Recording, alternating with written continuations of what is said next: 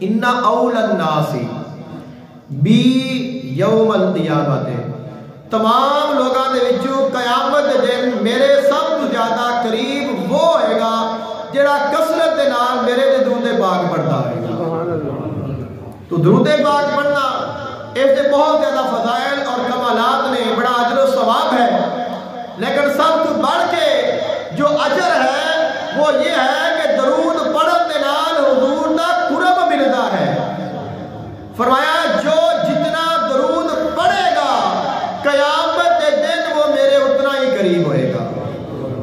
آقا علیہ السلام دے نال محبت دا بھی یہ تقاضا ہے کہ جس دے نال محبت ہے ان دی تعریف کیتی جائے، ان دے اوتے درود پاک پڑھیا جائے، اور اس دے اوتے درود پڑھنا تیرا رائے گا نہیں جائے گا۔ یعنی ہر جڑا عاشق ہے وہ اپنے معشوق دی تعریف کرتا ہے، لیکن ہر معشوق دی تعریف کیتے عاشق کو نفع حاصل نہیں ہوتا۔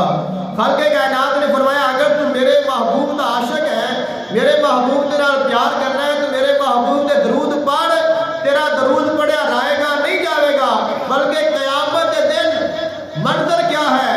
یوم یفر المرء من اخیہ وامہ وابیہ وصاحبتہ واخیہ لکل امرئ منہم یومئذ شأن یغنیہ۔ سارے رشتے ناطے، سارے تعلق ہر کوئی چھٹ جائے گا، سارے دور جان گے، سارے ایک دوسرے کو بچن گے، لیکن جڑا میرے نبی دے درود پڑھتا رہے وہ میرے نبی دے نال ہوئے گا۔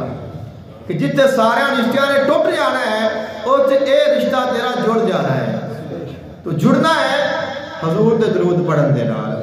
تو سانو اس چیز کا بھی خیال رکھنا چاہیے کہ اسی آقا علیہ السلام دی ذات بابرکات تے درود پاک بھی پڑھیے۔